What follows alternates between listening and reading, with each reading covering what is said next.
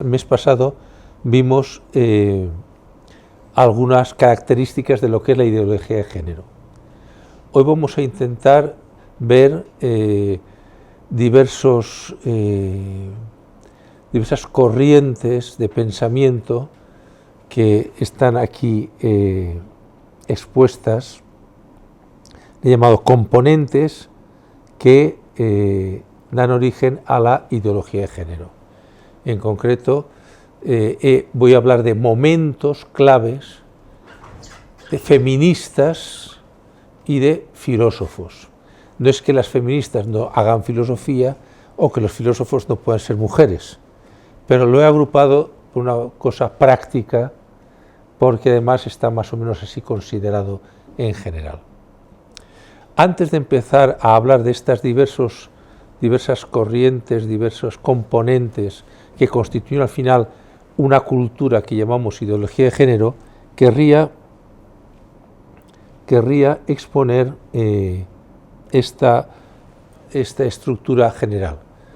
A la derecha tenemos la cultura occidental que conocemos en nuestra formación y que ha sido habitual hasta estos momentos, y a la izquierda tenemos la ideología de género. Y he marcado solamente cuatro características. Frente a una cultura occidental abierta a la trascendencia, es decir, se podía ser religioso, y se podía ser cristiano, se puede ser musulmán, se puede ser evangélico, católico, o sea, incluso se puede ser agnóstico, incluso se puede ser ateo, pero hay una apertura a la trascendencia. Se plantea el problema de la trascendencia, lo cual no solamente es una apertura a la espiritualidad, sino también es una apertura a la realidad de una naturaleza que se nos da y que por tanto contiene una verdad. Esto es lo que habitualmente nosotros hemos visto, digamos, nuestro esquema mental, nuestra cultura subyacente es de este tipo. Frente a esto, la ideología de género va a construir desde un planteamiento materialista. Solo existe la materia. Y la materia que existe para mí soy yo. Por tanto, se va a producir un fuerte subjetivismo, y en ese sentido también se va a hacer presente un relativismo respecto a la verdad. Solamente existe la verdad que yo conozco, que yo desarrollo. Ya digo, esto es un primer punto que de diversas formas va a aparecer. En segundo lugar, quería remarcar, nosotros estamos acostumbrados a vivir en un clima en el que se habla de amor, como algo espiritual, algo que te hace relación a los demás. En la ideología de género se va a hablar de actividad sexual. Es muy llamativo cómo, digamos, el centro del pensamiento está alrededor de la sexualidad. En tercer lugar, nosotros solemos concebir que la vida en sociedad supone una solidaridad, una interrelación, un servicio a los demás, mientras que la ideología de género va a concebir las personas, va a acabar concibiendo a las personas sobre todo como una autorrealización, para lo cual hay que llevar a cabo una revolución para imponer esta nueva ideología. Quiero insistir en el tema revolución porque es llamativo, y nosotros también lo podemos observar, como siempre hay una especie de agresividad respecto a quien no piensa como yo. Tolero todo, teóricamente tolero todo, pero quien no participa de la ideología es agresivo, está contra mí. Por eso casi todos los desarrollos que hace la ideología de género son siempre como de enfrentamientos, ¿no? Aparecerá después, ¿verdad? Y por último, nosotros estamos acostumbrados a hablar de felicidad que se alcanza mediante la virtud, es decir, mediante el procurar desarrollarse uno como persona, obrar el bien, esforzarse por obrar el bien, mientras que en la ideología de género la felicidad se consigue en la consecución del placer. Y el placer va a ser como la unidad de medida para saber si esa persona ha conseguido su objetivo o no. Esto lo digo como entendamos por qué son culturas, o la ideología de género es un tipo de cultura que se enfrenta con la cultura occidental. Y cuando se desarrolla la ideología de género hay que entender por qué en otras culturas, la cultura oriental o la cultura africana, nos miran de una forma muy poco apreciativa, porque hemos perdido espiritualidad, hemos hecho demasiada afirmación de la sexualidad, nos estamos haciendo muy individualistas y solamente nos preocupa el placer.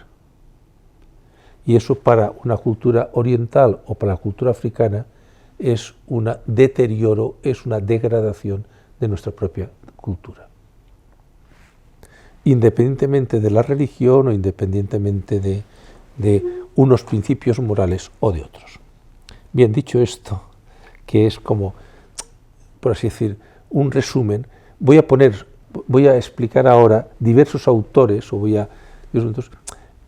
que van llenando de realidad esto que acabo de exponer ahora más o menos teóricamente, ¿no? Y lo primero es una cosa meramente histórica, es decir, la ideología de género tiene 4 momentos, esto es muy opinable y se puede discutir evidentemente, pero tiene 4 momentos de especial fuerza. Uno es mayo del 68,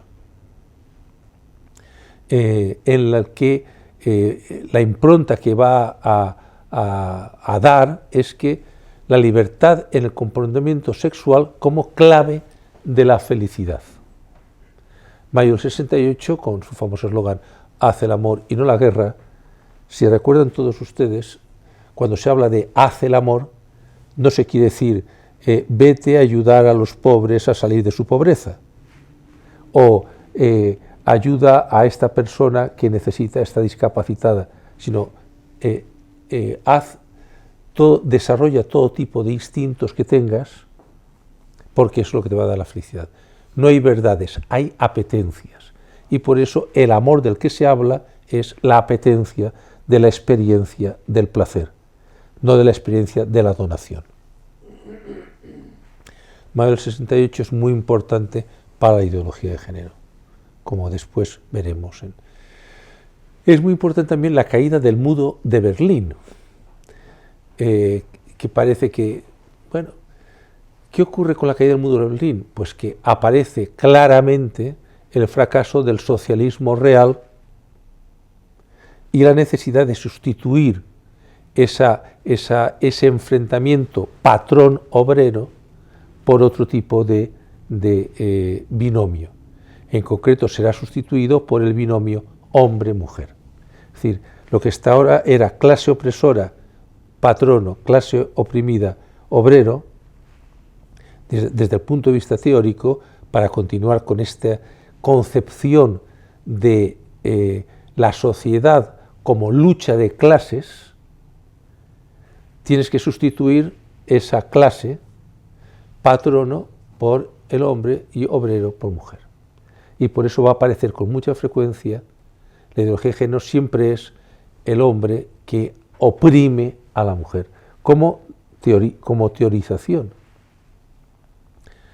Va a ser muy importante también la Conferencia Internacional sobre Población y Desarrollo del Cairo el año 94 y la Cuarta Conferencia Mundial sobre la Mujer de Beijing del año 95. La primera va a introducir un concepto que es importante, que es el concepto de derechos reproductivos. Esto que ahora vamos viendo en las leyes o que se habla, aparece por primera vez, digamos, en un sitio oficial en este momento. Y la Conferencia de la Mujer del año 95 va a adoptar una resolución en la que se consagrará la llamada perspectiva de género. Es decir, esto que ahora vemos, el deporte, la ley de deporte debe hacerse desde la perspectiva de género. La ley de educación debe tener en cuenta la perspectiva de género. La ley de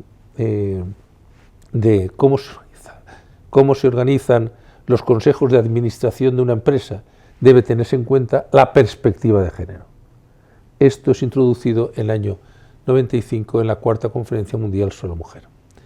Y mucho menos conocido, pero no por ello menos importante, están los principios de Yogyakarta, que son del año 2006.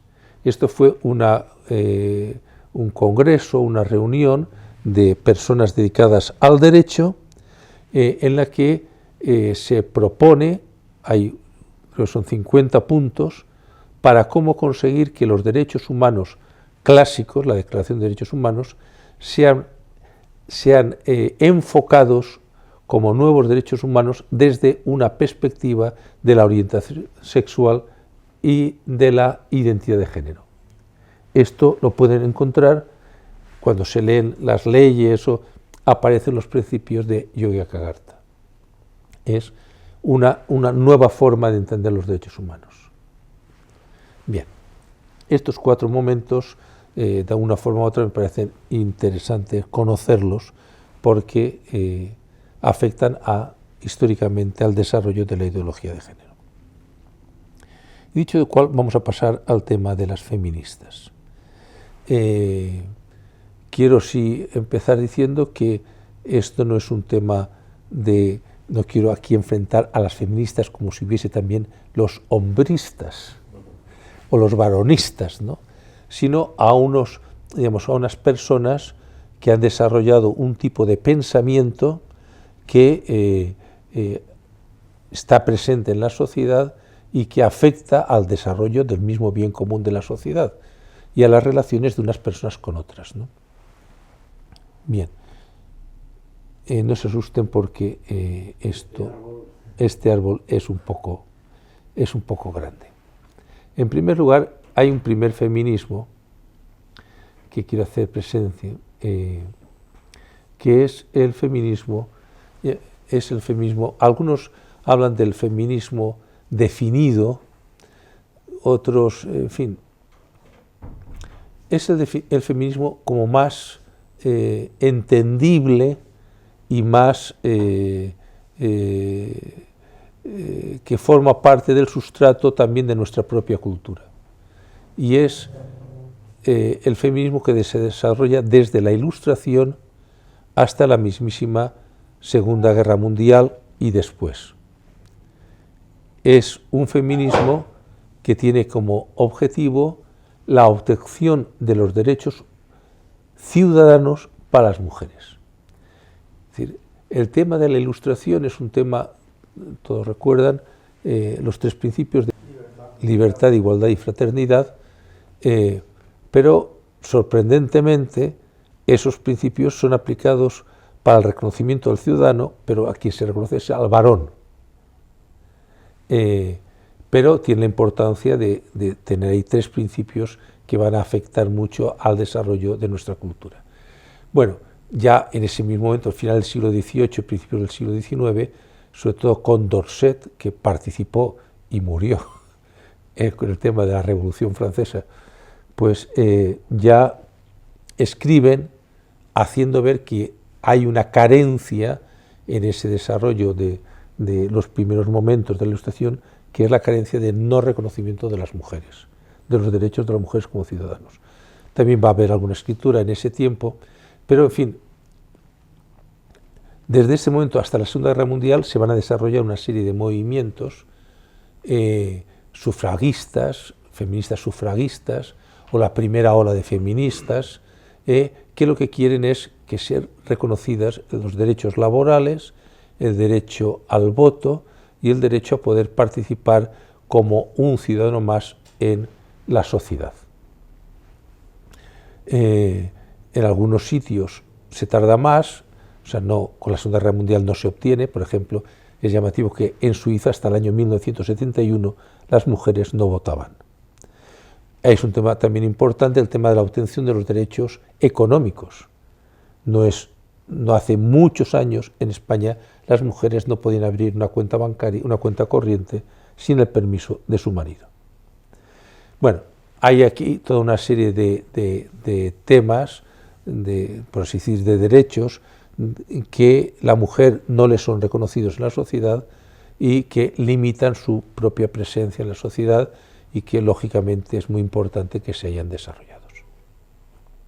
Bien, es un feminismo normalmente aceptado y conocido y, en fin, y gracias a Dios pues que ya se ha desarrollado y ya ha alcanzado su punto de normalización.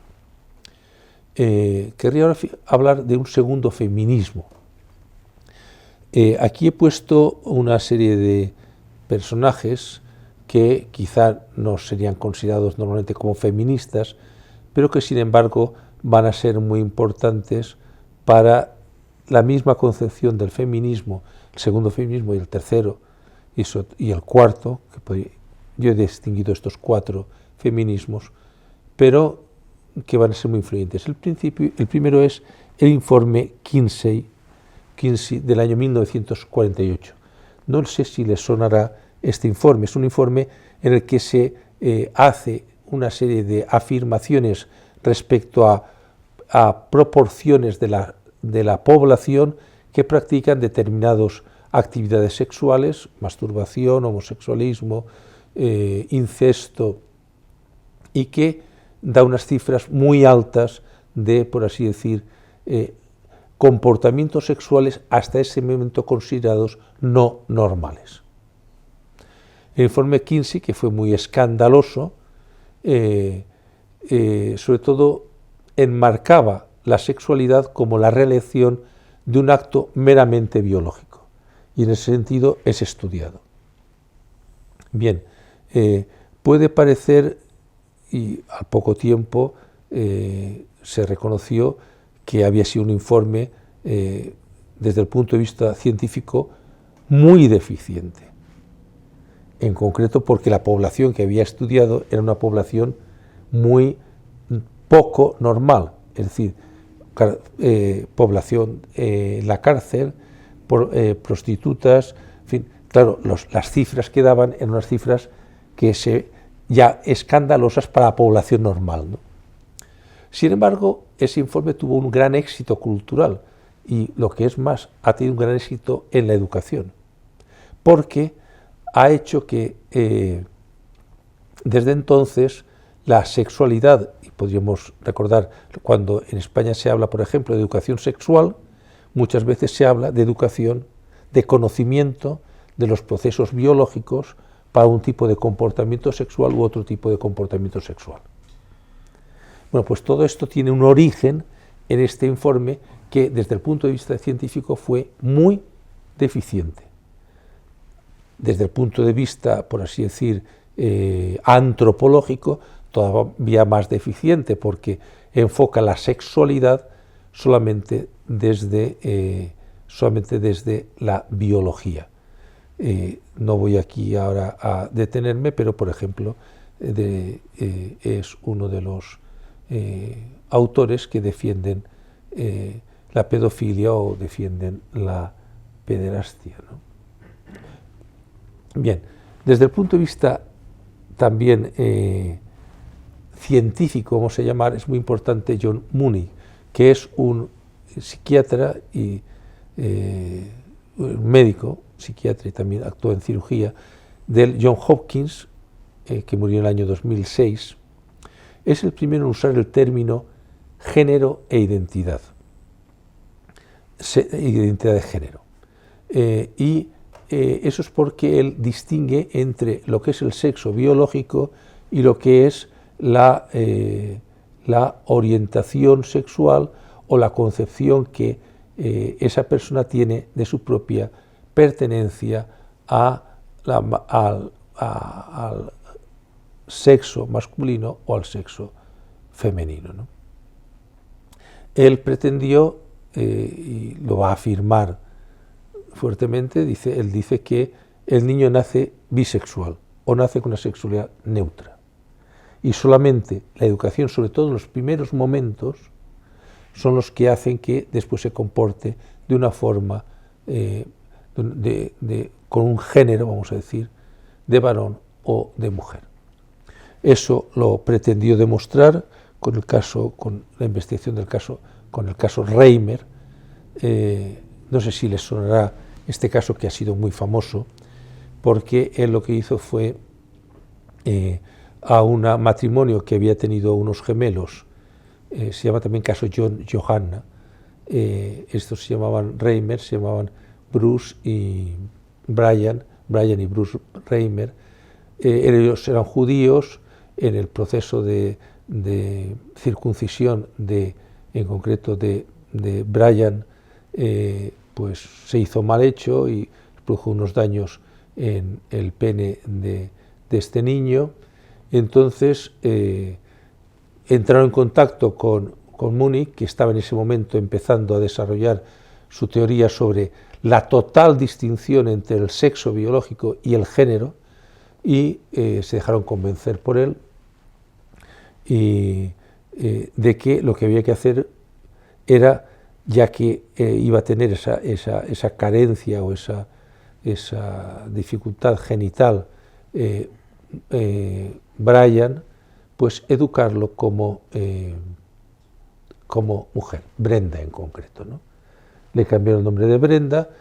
A los 18 meses hubo toda una intervención quirúrgica en los genitales de este chico, y después hubo un tipo de, pues se le educó, se le vistió,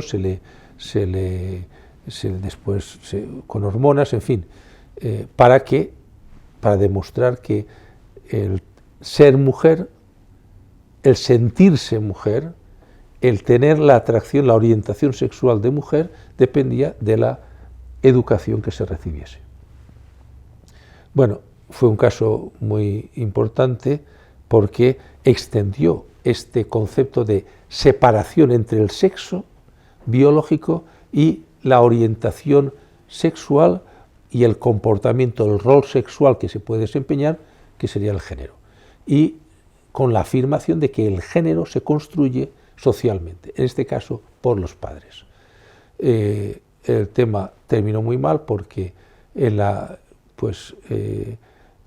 adolescencia le explicaron en este caso a Brenda, Brian, que todo lo que había ocurrido. Él después reclamó y hubo otra operación quirúrgica de volver a cambiar los genitales. Se casó después, a los 24 años, con una mujer que tenía 3 hijos. Bueno, esto tampoco funcionó. Su hermano gemelo se suicidó, él se sintió culpable del suicidio de su hermano y también él acabó suicidándose, ¿no? O sea, todo esto, hay que decir que después del comienzo del experimento, solamente Brian, Brenda, David, que fueron los nombres que fue cogiendo esta persona, solamente veía a Munich una vez al año, ¿no? Y él cuenta, esto está recogido en una historia por Colapinto, se llama él, cómo era el momento más trágico de su año, era cuando tenía que ir a ver al psiquiatra aquí. Bien, este caso ha sido totalmente desacreditado, también por el mismo jefe de psiquiatría del Hospital Hopkins, y más recientemente en un libro, en un informe que se ha hecho, publicado en la revista Nova Atlantis. Bien, si fue importante Munich, Stoller fue el que Sex and Gender populariza estas ideas, ¿no?, que se van a desarrollar, se van a difundir mucho en la sociedad americana. Bueno, aquí tenemos, por tanto, dos apariencias, trabajos científicos, digo aparentes porque se demuestra que son muy acientíficos o contracientíficos, ¿no? Bien, un icono de la ideología de género es Simone de Beauvoir. Simone de Beauvoir, que vive en 1908-1986, ella se enfrenta con la sociedad, ella es educada en el catolicismo, se enfrenta con la sociedad de su época porque experimentaba la dificultad de de desarrollarse como persona ante una sociedad, en este caso francesa, que le limitaba notablemente pues, a la hora de estudiar, a la hora de moverse, a la hora de elegir determinados comportamientos. En el año 1949 escribe este libro, que es icónico para el tema del feminismo, que es El segundo sexo. Y en él es un libro, es un trabajo muy largo, son más de 1000 páginas, o sea, creo que son 3 volúmenes, en fin, porque estudia la historia de la prostitución, la historia de la maternidad, la historia de la soltería, en fin, es un trabajo muy largo, ¿no? Pero la frase importante es: no se nace mujer, llega una a serlo. Es decir, no se nace mujer, a uno lo hacen mujer. Esta es la frase que después van a tomar este tipo de feminismo y de la ideología de género, y es afirmar, pero ya con un carácter mucho más popular, lo que Mooney había dicho anteriormente, ¿no? No habría pasado nada, o no habría pasado mucho más, me parece a mí, si Simone de Beauvoir no se hubiese enamorado de Jean-Paul Sartre, porque Jean-Paul Sartre le va a influir mucho con su filosofía. Jean-Paul Sartre dice: el existencialismo ateo que yo represento es lo más coherente. Declara que si Dios no existe, lo recoge de Nietzsche, claro, la muerte de Dios, hay por lo menos un ser en el que la existencia precede a la esencia. Un ser que existe antes de poder ser definido, y que este ser es el hombre, o como dice Heidegger, la realidad humana. Por eso, él va a defender que no se es nada, sino que se es lo que uno se construye a sí mismo. Claro, esto recogido por Simone de Beauvoir hace, es decir, no se es hombre o mujer, sino cómo se hace uno mismo, ¿no? Y por tanto las instituciones que nos hacen ser de una forma o de otra son instituciones que nos están constriñendo. Y en concreto el matrimonio o la familia. Simone de Beauvoir va a decir este punto: los derechos laborales y sociales, es decir, el que la mujer pueda desarrollarse a sí misma conforme ella se siente ciudadana de la sociedad actual, de la sociedad de ese momento, es más importante que la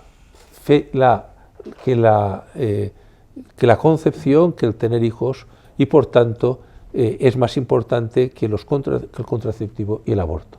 Y va a ser una de las primeras mujeres que defiendan en Francia la legalización del aborto. Bien, todo esto hay que tenerlo en cuenta, hay que enmarcarlo después dentro de la vida real de Simone de Beauvoir con Jean-Paul Sartre. Ellos desde muy pronto, ella se enamora de Jean-Paul Sartre y van a formar una pareja que van a convivir viviendo en casas distintas hasta el final, hasta la muerte de Jean-Paul Sartre. Ellos van a hacer lo que se llama un contrato de polifidelidad, que van a renovar cada 2 años. La polifidelidad consiste en distinguir entre el amor necesario y el amor contingente. El amor necesario es el que ellos se van a tener a lo largo de la vida, y el amor contingente es el que van a ir cambiando continuamente de pareja. Es decir, Jean-Paul Sartre va a practicar la sexualidad, o va a enamorarse de muchas jóvenes, también Simone de Beauvoir de algunos jóvenes, ella menos que él. Es más, ella misma le va a suministrar diversas amantes jóvenes a Jean-Paul Sartre, y ella misma se va a ocupar de llevar a cabo o conseguir que lleven a cabo los abortos en aquellas jóvenes que Jean-Paul Sartre había dejado embarazadas, ¿no? La misma Simone de Beauvoir va a veces también por así decir, a vivir experiencias sexuales con las mismas amantes que tenía Jean-Paul Sartre. Van a formar ahí un ménage à trois o un lesbianismo, en fin, que bueno, va a desembocar en este tipo de comportamientos que yo creo, y aquí me permites una opinión personal, pero que yo capto que todo este tipo de personajes al final tienen unas vidas muy infelices. En el concreto, Simone de Beauvoir, que defendía tanto la igualdad respecto al varón, ella está completamente, por así decir, controlada o dominada por Sartre. Bien, la tercera de esta época, muy distinta de Simone de Beauvoir, es Betty Friedan, que es una estadounidense que muere en el año 2006 y que escribe en el año 1963 La mística de la feminidad. Me parece que es importante recogerla porque ella habla de un tema que es la heterodesignación. Es decir, ella primero desarrolla unos estudios profesionales, después se dedica a la familia y después se siente infeliz en la familia y vuelve a unos estudios profesionales y a un trabajo profesional fuera del hogar. Desde ahí analiza sus sentimientos y llega a una conclusión que aplica a la generalidad de la sociedad americana, que es que hay un vacío que cualquier mujer que vive en el hogar siente y que no sabe explicar. Ese vacío es el vacío de la participación en el mundo laboral. Ella va a escribir este libro, La mística de la feminidad, en el que ataca, desprestigia todo el trabajo del amo de casa y de la madre que se dedica a cuidar a sus hijos. Es importante este trabajo y por así decir, este impacto que produce, porque desde entonces el trabajo del ama de casa, el trabajo del hogar, el trabajo de la madre que dedica a sus hijos ha sufrido un duro embate del que todavía no se ha repuesto. Hay que decir que Betty Friedan será fundadora de la NOW, que es uno de los movimientos. Todo el feminismo y después la ideología de género se va a desarrollar a través de movimientos de diversas agrupaciones. Ella crea el primero, que se llama NOW, que es la National Association for Women, esto creo que lo funda en el año 70, en el año 73 se va a salir a la vista de cómo se va radicalizando todo lo que ella había dicho y cómo se va radicalizando todo el feminismo, ¿no? Ella había descubierto un aspecto, una carencia, pero todo eso va a radicalizarse y llegar a extremos muy grandes. Bien, con esto cierro lo que he llamado este segundo feminismo, que se puede llamar así o como se quiera, pero que tiene estas características que acabamos de ver. Y pasamos a el feminismo radical del 68, que tiene tiene tres personajes fundamentales. Hay que decir que Germaine Greer, Kate Millett y Shulamit Firestone son tres clásicos de este feminismo radical del año 1900, o sea, en el entorno de los años 60, a partir del año 68, ¿no? Hay que decir también que en general se trata de personas que viven la homosexualidad femenina, es decir, que son lésbicas y que también su final normalmente es un final poco feliz. En concreto, Shulamit lleva 10 años en este momento en el psiquiátrico internada, ¿no? Bien, Germaine Greer escribe un libro que es La mujer eunuco, que es la que desarrolla la estrategia de la revolución sexual. Aquí tienen escrito que el capitalismo había encerrado al hombre en una sociedad reprimida sexualmente, cuya liberación solo podría producirse a través de la revolución sexual. insisto en el tema, en la palabra revolución, porque lo que se trata no es de conseguir mejor una sociedad o ya ahora de conseguir unos derechos, sino a ir a otro tipo de cultura, a otro tipo de sociedad, ¿no? Lo que se quiere es suprimir cualquier traba a la inhibición del líbido y la práctica del amor libre. Es lo que venía, por eso les hablaba de la Revolución de Mayo del 68, ¿no? La mujer había sido sometida hasta entonces a un engaño sexual, es decir, se había pedido, por eso habla de eunuco, porque a la mujer se había pedido que fuese simpática, agradable, barbilampiña, sonriente, se la había castrado, dirá después, ¿no? Este engaño sexual lo han realizado hombres, psicólogos, dirigentes religiosos, revistas femeninas, en general los hombres. Y por eso va a haber que oponerse y enfrentarse a los hombres. Va a ser una época de muchas manifestaciones llamativas frente a esa concepción de la mujer anterior. Habían castrado a la mujer con el mito del amor romántico y el matrimonio, y con la fantasía comúnmente aceptada sobre el amor heterosexual que es la familia.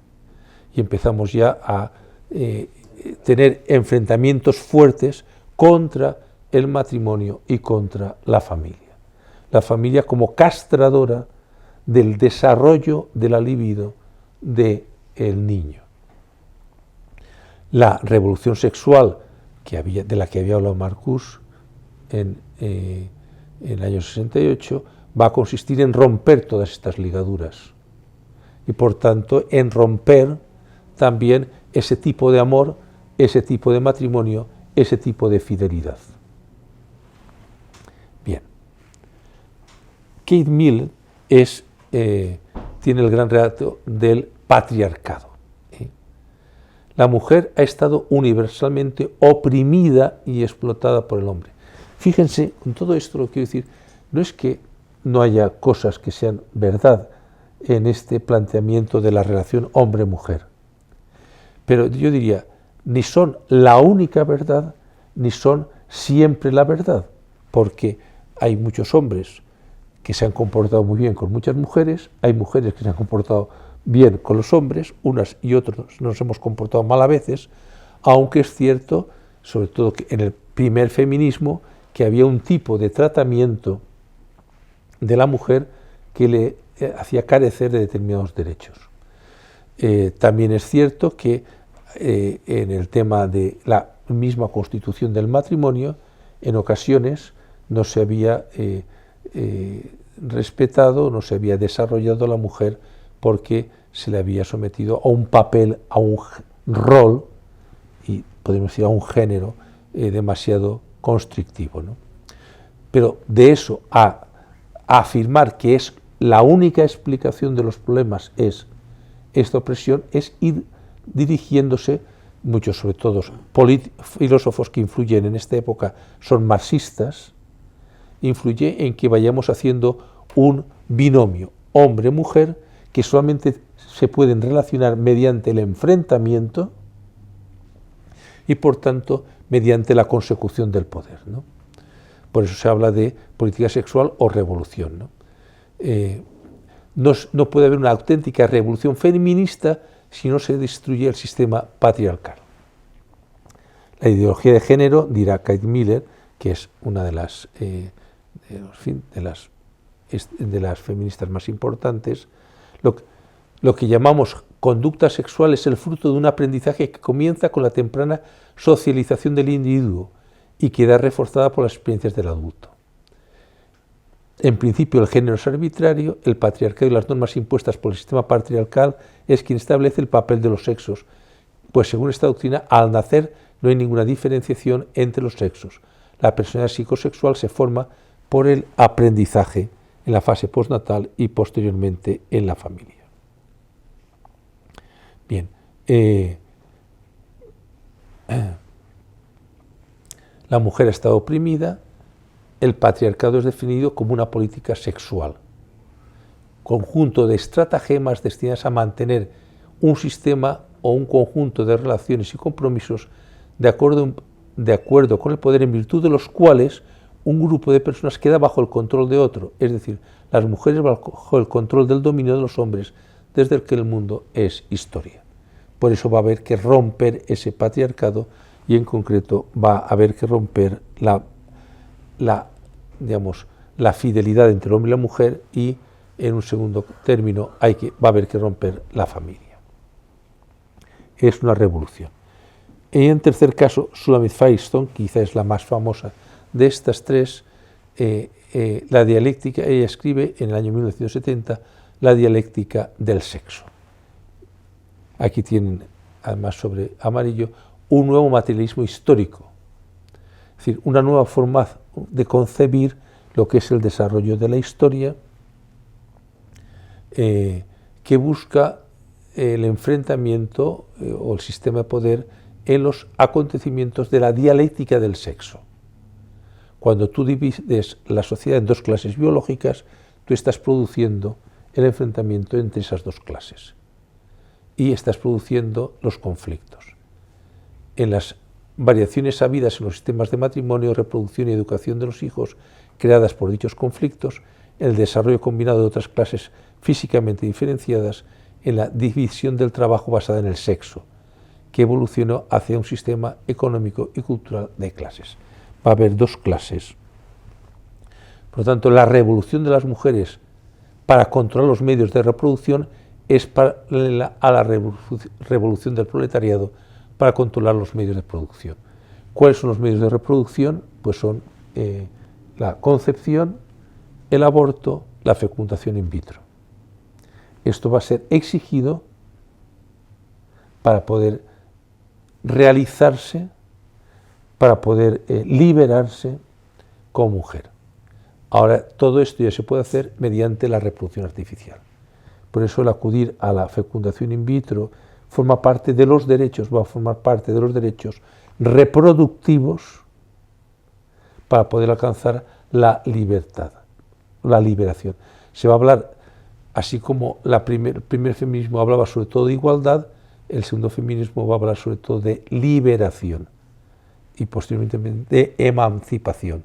La liberación se produce mediante el choque contra el que impide esa liberación.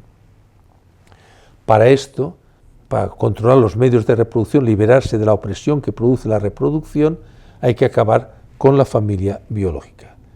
Y ella simplemente les muestro, ella va a hablar de el niño y la niña, la envidia que tiene la niña respecto al niño por el pene, porque representa al padre, representa el poder, y ella va a hablar, va a justificar la pedofilia y el incesto, porque dice que el incesto, aunque en las primitivas comunidades humanas tenía un sentido de diversificación de los genes, posteriormente ya el incesto es una represión que se hace ya desde el primer momento.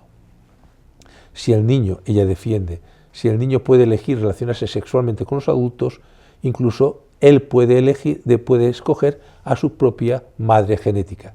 No habría razones a priori para que ella rechace los avances asexuales debido a que el tabú del incesto habría perdido su función. Ahora ya se puede reproducir de muchas formas distintas. Se puede practicar la sexualidad sin reproducción y por tanto se puede relacionar con su madre sin problemas de uniformidad genética, ¿no? Bueno, las relaciones con los niños, es muy importante que los niños desde el principio empiecen a activar sus diversidades sexuales, empiecen a hacer experiencias. Todo esto les sonará con el tema de leyes educativas. Y la pedofilia, si el niño quiere relacionarse, ¿por qué no se va a relacionar con un adulto? Bien.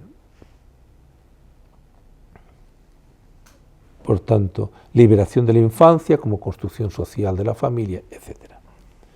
Y pasamos ya a la tercera, muy rápidamente, porque esto tiene menos importancia, el tercer feminismo, que es el abandono de la distinción entre el género y sexo, y la teoría queer, que después, queer significa simplemente lo diverso.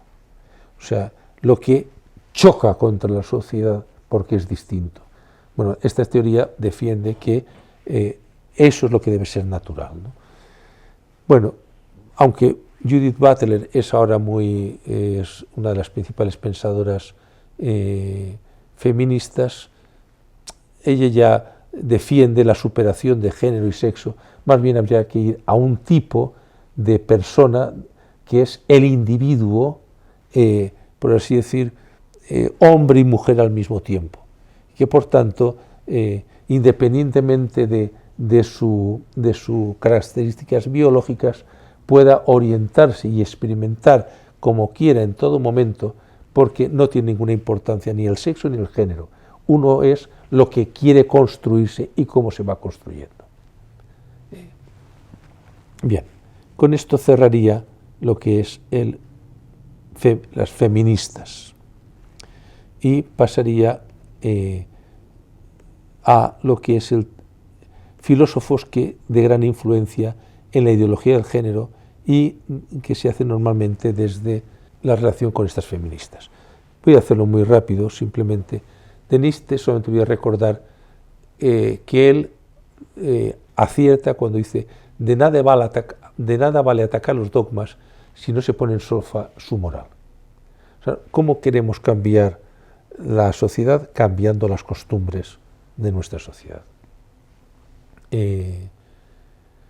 Bien, Reich es un psicoanalista y marxista que promueve el desarrollo total de los instintos sexuales y desarrolla mucho el trabajo sobre el orgasmo.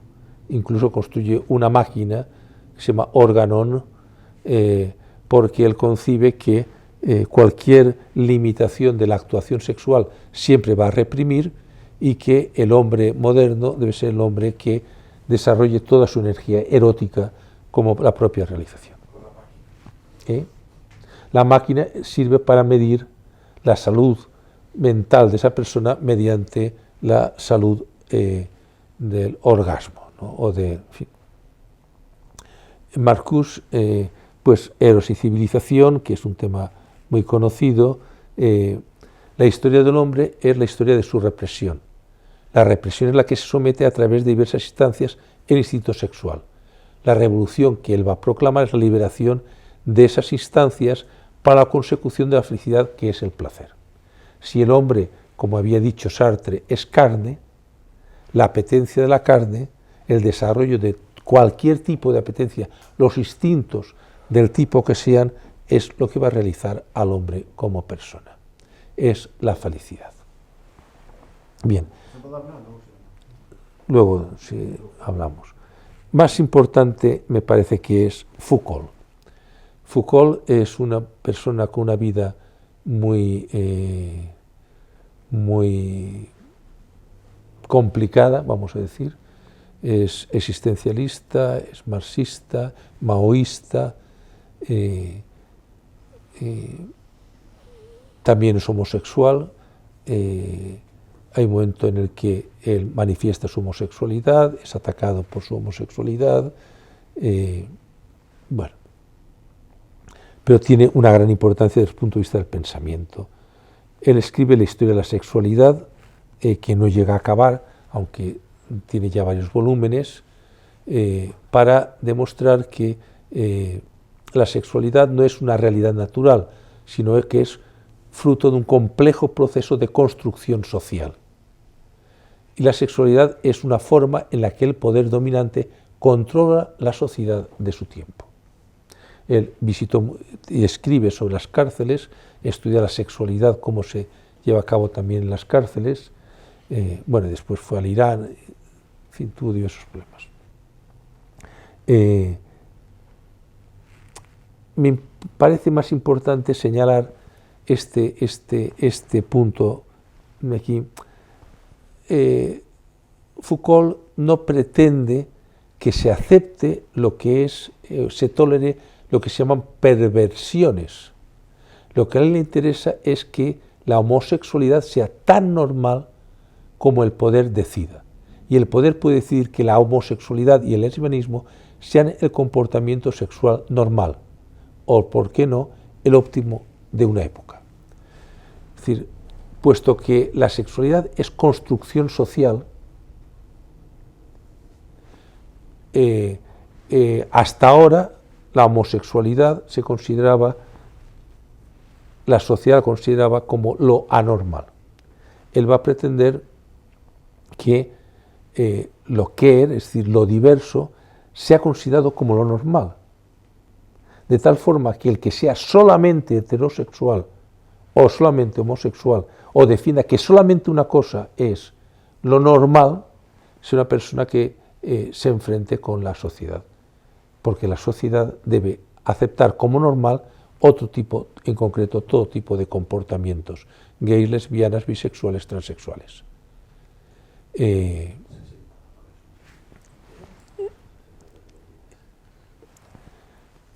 Lo único que queda como neutro, es decir, lo único que es aséptico desde el punto de vista ético es el lenguaje.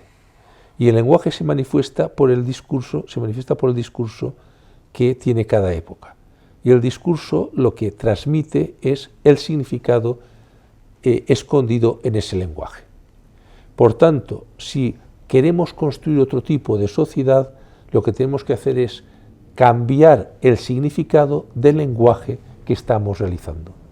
Este cambio del significado del lenguaje es el que va a cambiar la sociedad. Y es el que va a cambiar la realidad. Esto que Derrida, que quizá ahora no dará tiempo de mencionar, más que mencionar, es lo que llamará la deconstrucción del lenguaje.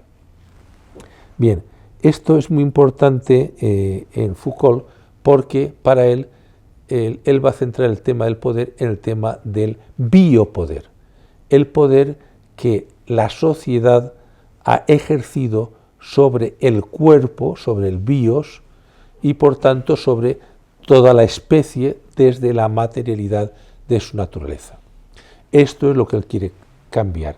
Dice que ha habido 4 estrategias mediante las cuales el poder ha constreñido, ha reprimido al ser humano. El primero es la histerización del cuerpo de la mujer, es decir, hablar de la mujer histérica, sobre todo desde Freud, él recoge a Freud, también a Wilhelm Reich,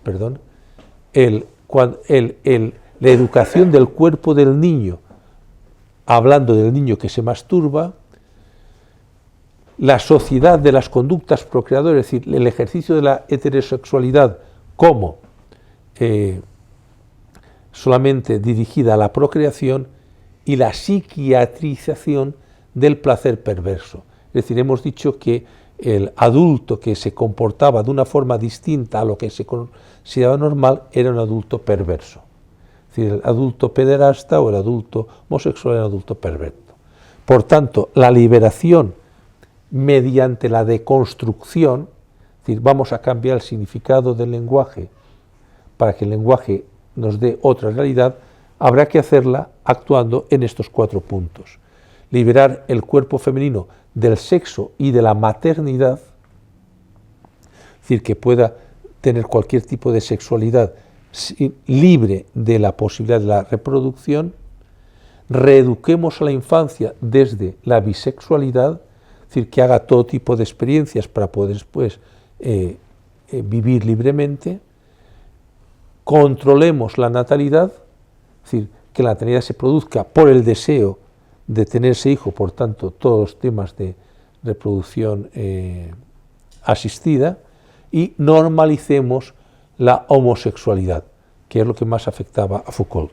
De hecho, uno de sus discípulos o de sus biógrafos va a hablar de que la sociedad no va a alcanzar la normalidad hasta que el matrimonio homosexual no sea considerado normal en la sociedad. Es cuando se manifestará que hemos llegado a una situación de sociedad normal. Bien, este conjunto de autores, hay más autores evidentemente, y es el que me parece que nos van dando las pistas de por qué se van diciendo en lo que actualmente entendemos por ideología de género unas cosas u otras, y cómo se está cambiando un tipo de cultura trascendente del amor, del servicio y la solidaridad en otro tipo de cultura, y que estamos pasando, en definitiva, de el superhombre que prometía Nietzsche al hombre desorientado. Estamos quitándole todas las referencias que tenía el ser humano y que recibía desde un tipo de cultura por un hombre nuevo, que es un hombre que no sabe, no tiene ninguna referencia, ¿no? Bueno, hoy quería exponer este conjunto de autores y este conjunto de ideas que van conformando lo que será la ideología de género, lo que es actualmente la ideología de género, y en la próxima sesión lo que haremos será ver qué estrategias se han seguido para implantar en la sociedad la ideología de género, y también podremos dialogar sobre qué estrategias se podrían seguir para no perder a este hombre reducido a el ejercicio de la sexualidad o reducido al ejercicio de sus instintos. ¿Qué estrategias se pueden seguir? Afirmando, por último, lo último que quería decir, que todo este conjunto de pensadores es un conjunto de pensadores, sobre todo del siglo XX, europeo, ni oriental ni africano, y también norteamericano, no sudamericano, y es un tipo, pero es un conjunto limitado. Hay otros muchos filósofos, por ejemplo, todo el grupo de personalistas que hacen otro tipo de cultura, otro tipo de filosofía, otro tipo de pensamiento. Pero bueno, estos los que están influyendo más ahora en el tipo de cultura que algunos quieren que se imponga en nuestra sociedad. Y con esto terminamos.